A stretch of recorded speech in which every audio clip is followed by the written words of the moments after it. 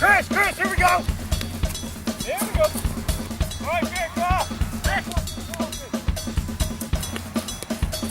Go!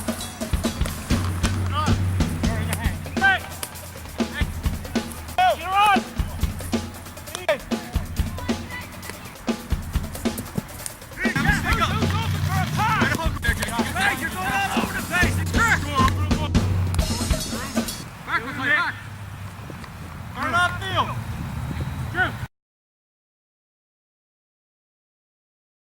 The name of the team is Na Toraidhe.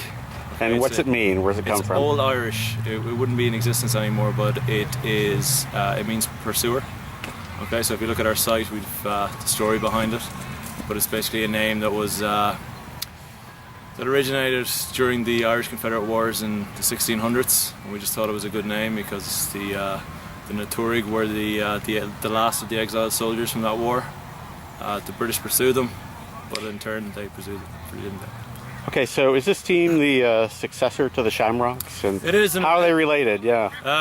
Well, I suppose as you know, the Shamrocks didn't field the team last year in the North American Championships, but they did continue on with training, and they also played some challenge games against teams from Massachusetts, teams from DC. So there's a couple of guys from that, but they used last year really to recruit as many players as they could to keep hurling alive in the city, and that was the main purpose really of last year. So as a result of that, I think you can see that I'm the only Irish guy. There's one other Irish guy, and the rest are all American guys that we've recruited over the last couple of months. All right, so most of them are completely new to the game, so we're in the process of teaching them. Right, but they look like they've been in athletics before. Yeah, a lot of them would have played football, baseball, a lot of hockey players, a couple of guys that play lacrosse, but also we've been training pretty hard since the last week of January. All right, so I hear you yelling out there. How hard is this for them to learn? They're actually surprisingly adept at picking up the sport, and I think that's a result of being quite good athletes in different codes. All right, sometimes they can get a bit frustrated because the skill level is quite high, as you can imagine, but they're enjoying it.